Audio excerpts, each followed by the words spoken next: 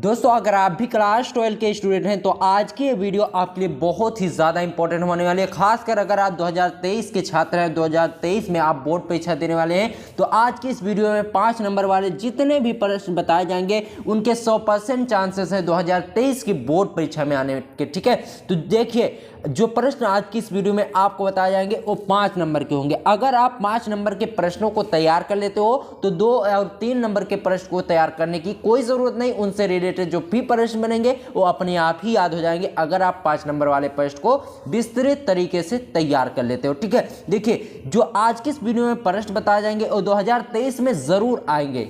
ऐसा क्यों मैं कह रहा हूँ, क्योंकि जो प्रश्न आज की इस वीडियो में आपको बता रहा हूँ वो मैं अपने बुक से नहीं बता रहा हूँ। वो बहुत से model paper, question paper, previous year paper को हमने उठाया, वहाँ से देखा कि ये सारे क्वेश्चन हर सेट में देखने को मिलते हैं। ठीक है, देखिए पहला प्रश्न क्या है जो कि बेहद इंपॉर्टेंट है। संक्षिप्त टिप्पणी लिखी, यानी आपको छोटी सी टिप्पणी लिखी है लघु बीजाणु जनन पर। ठीक है, ये आपसे कभी कभी गुरु बीजाणु भी पूछ सकता है, तो आप दोनों के बारे में अच्छे से पढ़ लेना। ठीक है, इतना हो गया। उसके बाद देखिए इसी चैप्टर से एक और इंपॉर्टेंट क्वेश्चन आता है, मादा युग्मकोद्भिद का विकास, संक्षिप्त टिप्पणी लिखिए। इस पर भी आपको संक्षिप्त टिप्पणी लिखना है, मादा युग्मकोद्भिद का विकास। ठीक है, इतना हो गया। उसके बाद देखिए अगला जो वेरी इंपॉर्टेंट प्रश्न है वह है दोस्तों, मानव नर जनन तंत्र अथवा मादा नर जनन तंत्र का सचित्र वर्णन कीजिए। या फिर कभी कभी चित्र कहता है और कभी कभी नहीं करता, तो आपको चित्र सहित इन दोनों को देख लेना है। कभी कभी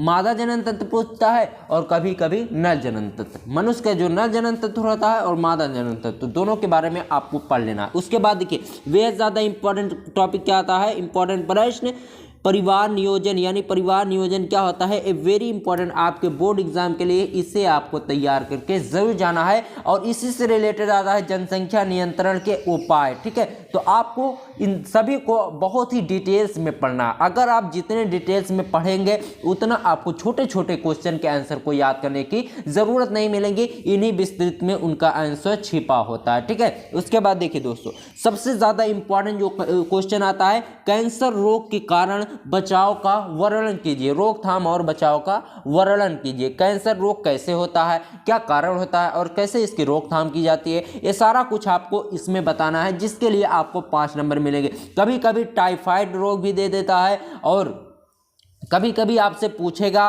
कि नशीले पदार्थ, ड्रग्स और तंबाकू, इन सभी से होने वाले हानिकारक चीज़ों के का वर्णन कीजिए। ये सब चीज़ें आपको पढ़कर जाना है, ये आपके बोर्ड परीक्षा में आ सकते हैं। ठीक है दोस्तों, उसके बाद देखिए बेहद ज़्यादा इंपॉर्टेंट प्रश्न आता है, मानव में लिंग निर्धारण। लिंग निर्धारण मनुष्य में कैसे होता है। उसके बाद कभी कभी पक्षियों में पूछता है, तो आपको दोनों को डिटेल्स में पढ़ना है। जो भी पढ़िए आप डिटेल्स में पढ़िए, क्योंकि डिटेल्स में आपके अंदर समझ में आएगा। और रट्टा मारने वाली चीज़ 2-3 लाइन, उसे आपको रट कर याद करने की ज़रूरत नहीं। जब आप डिटेल्स में किसी चीज़ को पढ़ेंगे तो आपको याद करने की ज़रूरत नहीं पड़ेगी, उससे आपको दिमाग में बैठाने की अपने आप बैठ जाएगा। ठीक है, उससे रटने की ज़रूरत नहीं पड़ेगी। उसके बाद देखिए बेहद ज्यादा इंपॉर्टेंट, हर साल लगभग आता है, डीएनए का वाटसन एवं क्रिक मॉडल लिखिए। ठीक है दोस्तों, डीएनए का वाटसन एवं क्रिक मॉडल कैसा था, इसका चित्र भी आपको कभी कभी बनाना होता है, तो उसे आपको बना लेना है। ठीक है दोस्तों, उसके बाद देखिए डीएनए अंगुली छापी, यानी डीएनए फिंगर प्रिंटिंग तकनीकी पर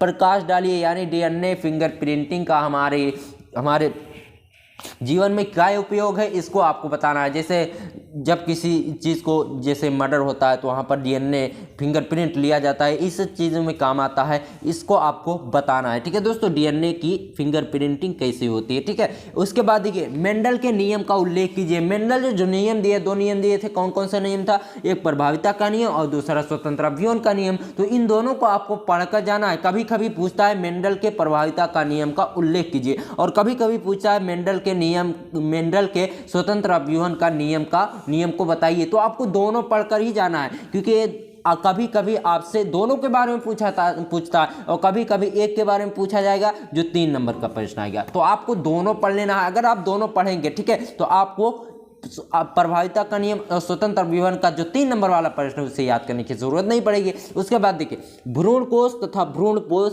क्या होता है, कभी कभी भ्रूण कोश और भ्रूण कोश में अंतर पूछता है, कभी कभी भ्रूण कोश के आगे सिर्फ परिभाषा पूछता है, कभी कभी भ्रूण कोश की परिभाषा। तो अगर आप दोनों पढ़े रहेंगे तो आपका अंतर अगर 5 नंबर में पूछा गया तो 5 नंबर आपका क्लियर हो जाएगा, अगर 2-3 नंबर में परिभाषा या फिर उदाहरण पूछा गया तो 2-3 नंबर आपका क्लियर हो जाएगा। तो आपको क्या करना है, दोनों को तैयार कर लेना। इतने जो भी प्रश्न हमने आपको बताया है इन सभी को आपको तैयार कर लेना है। ये आपके बोर्ड परीक्षा में इनके आने के 99% चांसेस हैं। ठीक है दोस्तों, मिलते हैं दोस्तों आपसे किसी और वीडियो में, और इन प्रश्नों को तैयार करना मत भूलिएगा। मिलते हैं आपसे किसी और वीडियो में, तब तक के लिए गुड बाय, जय हिंद जय भारत।